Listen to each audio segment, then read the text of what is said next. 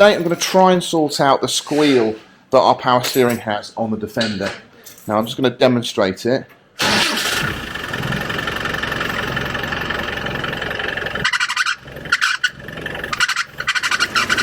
So yeah, that's the noise it's making, and I went under it yesterday and I did have a little look, and I can see the actual power steering pump juddering and locking up as the belt slips. So we've either got some adjustment we can make.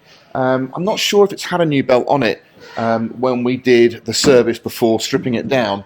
We did have a full service, but it might not have been done. Now, if we can adjust it, great, but there is probably a good chance that the belt's perished. If it's not been changed, it's going to be 12 years old. It's never done anything until now. Probably does need changing over. So I'm going to get under there, have a little look, see what we can do, and hopefully get rid of that squeal. We've got two 10 mils. Hoping I can get one of it now. I can.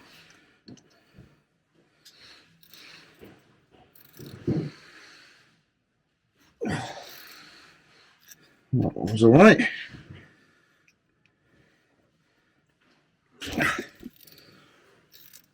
That one's okay. Right, we should. You have to move that back.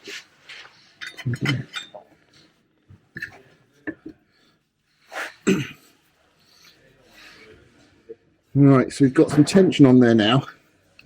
So let's tighten things up. It's definitely going to be a lot tighter. Yeah, let's see now if it still squeals.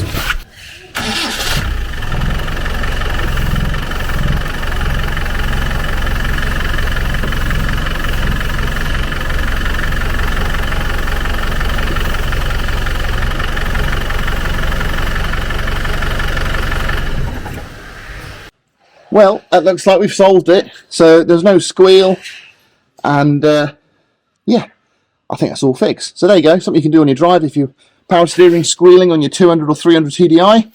That's how you do it.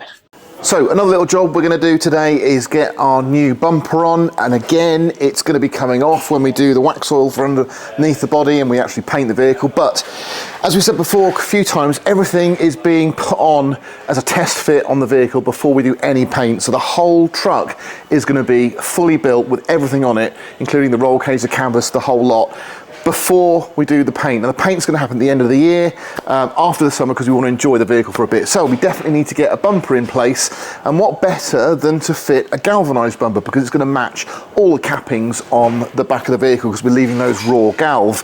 So we've got a military style bumper again, because I'm a big fan of those. I think they look really period correct. It's got a nice classic look to it, and it's going to be galvanised, so it'll match.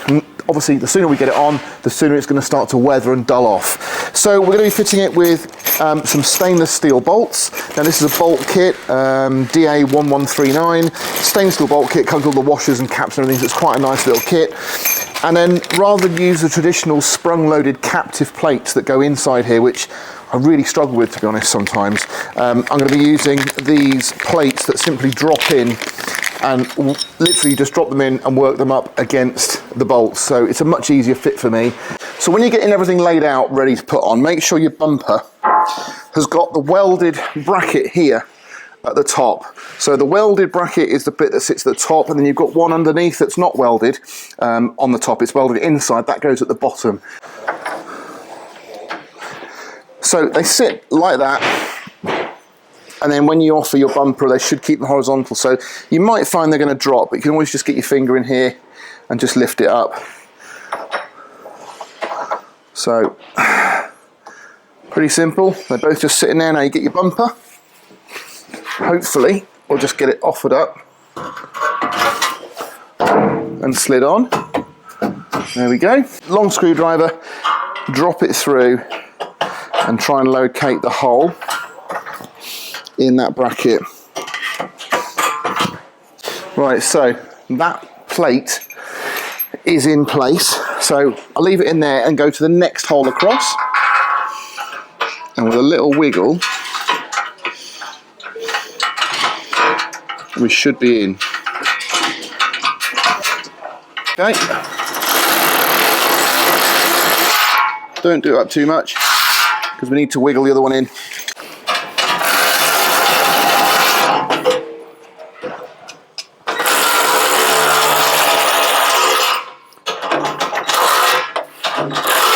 there we go. So that's pretty simple. Once you've got the idea, just quickly do the other side.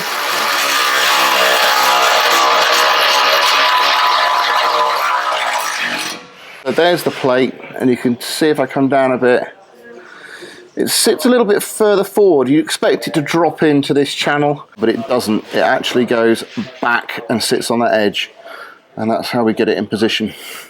Now, I also spent a bit of time yesterday fitting one of these MANTEC swing-away wheel carriers. Now, MANTEC do quite a nice little conversion kit if you're fitting their swing-away wheel carrier onto a swing-away tailgate. But the confusion comes in when you decide what kind of tailgate you're swinging away, if you like. So a regular tailgate on a Defender has got reinforcement pillars on the outside. In other words, it's recessed in, and I'll show you some pictures of what I mean now. And that means that you need a dedicated bracket to actually position the plunger, which goes on the actual swing arm itself. I'll show you what I mean in just a second, far enough out from inside the actual tailgate. Now, our tailgate is a rear door, a modified rear door. So actually, the mounting hardware we need for ours is the same as you just have on a regular door. The only difference being this bracket at the top. So this bracket comes with the conversion kit for the tailgate, the swing-away tailgate, and what it allows for is a canvas to drop inside, because normally you've got a plate bottom and top that just gives that the support for the top of a swing-away wheel carrier, but because you've got a gap in there, you've got a nice gap to actually allow your canvas to sit and drop down, and that's the only difference.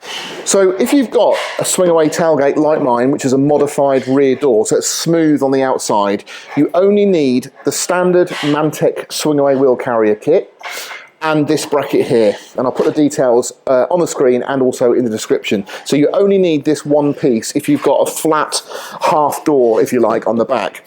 If you've got the traditional drop-down tailgate that you converted to a swing-away, you're going to need the additional bracket. So this is the bracket that comes with that upper hinge mount in the kit for the rear tailgate, swing-away tailgate. It has to be a traditional style with, you know, the ribbing and the strengthening bars on the outside, so you've got a recess, and this actually sits over that recess bar, straddles it, and actually mounts on the back, so you can put your piston mount on there just like we've got on the back of our door. The thing I had to do on mine was actually just make a few different measurements, because our cappings are having to be raised to accommodate the rivet holes on the side of the body, and if you look at some previous videos, you'll see what I mean by that. So this whole top capping is lifted up. Now, to make sure I've got enough clearance for this captive plate in the back for this bracket, I've had to set the actual swing-away part as low as possible. Now, they are all slotted, so that's not impossible. It's quite easy to do, but everything was sat as low as possible just to make sure we've got as much clearance, and also it gives me as much clearance as possible for that canvas to drop in that little slot there. Then I got someone to help me support the frame in that lower bracket, mounted it into the upper bracket, and then just marked it on the cappings. Made sure that this was all completely horizontal, which you can see it is. And then once this was marked up and in the right place, everything else just slotted in. Getting it positioned, I didn't do any measuring, I just got it positioned where it felt the most comfortable. You've got some slots, so you can move that bracket left and right. And then once it's in place, you just extend that and you're in. And you can see that's how it actually works there. And then you get your locking nut on the outside and just lock that up against the first one.